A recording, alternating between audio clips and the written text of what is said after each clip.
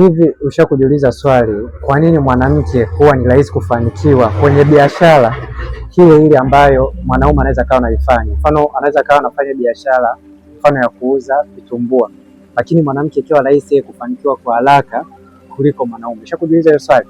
Kufanikiwa inamaanisha mafanikio ya mahitaji ya msingi, mfano kujenga nyumba, kununua gari. Ushakujiuliza hilo swali kwamba kwa nini mwanamke huwa ni rahisi kufanikiwa kwenye biashara ile ile ambayo wanaume wengi wanakuwa wanaifanya lakini hawafanikiwi, lakini yeye anafanikiwa? Ushakujiuliza hilo swali?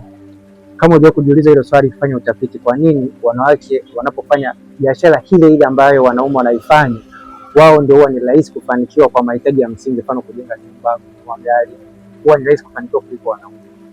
Fanya utafiti, na pia ukishafanya utafiti utapata jibu sahihi, sio yale maneno ambayo anakuwa anaongea yeye.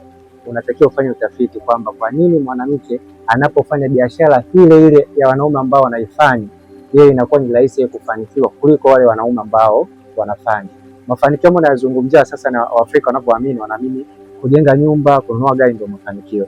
Na hii huwa yani wanawake wengi huwa inakuwa ni rahisi kuweza kuvipata anapofanya biashara ile ile ambayo wanaume wanakuwa wanaifanya. Unakuta mwanamke ana miaka miwili kwenye biashara mfano ya kuuza vitumbua, kajenga nyumba, kanunua gari, lakini mwanaume ana miaka 10 anafanya ile biashara lakini hajafanikiwa kuweza kujenga nyumba ama kununua gari. Kwa hiyo unatakiwa uweze kujiuliza hilo swali na pia fanya utafiti.